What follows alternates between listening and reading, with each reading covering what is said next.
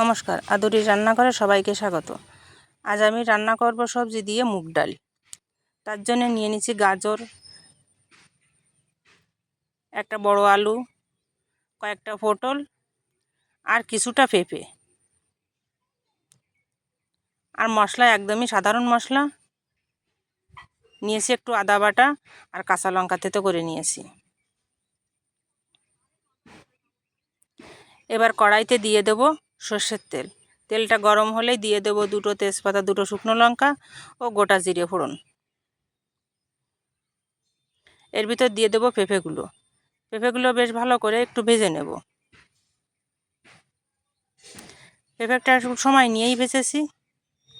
পেঁপেটা ভাজা হয়ে গেছে, এবার দিয়ে দেব বাকি সবজিগুলো আর একটু সময় নিয়ে ভেজে নেব।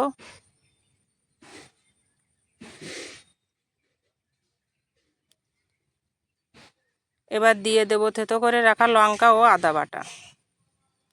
আদা আর লঙ্কা দিয়ে আর একটু সময় নেড়ে চেড়ে নেব।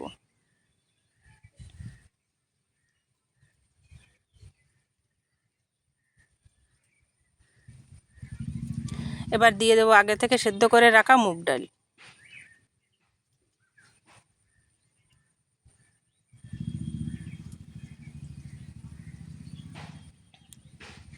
এবার দিয়ে দেব পরিমাণ মতো জল।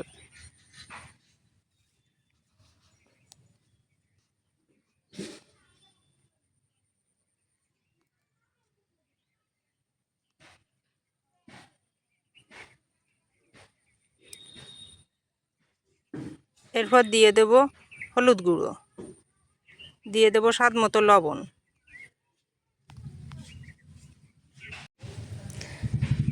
এবার একটু সময় নিয়েই জাল করে নেব।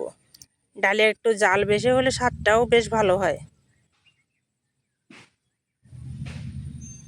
দেখুন কালারটা কত সুন্দর হয়েছে।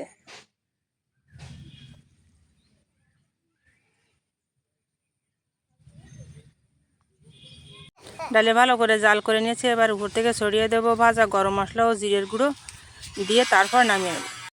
এবার নামিয়ে নেব। রান্না হয়ে গেল আমার দারুণ স্বাদের সবজি দিয়ে মুগ ডাল।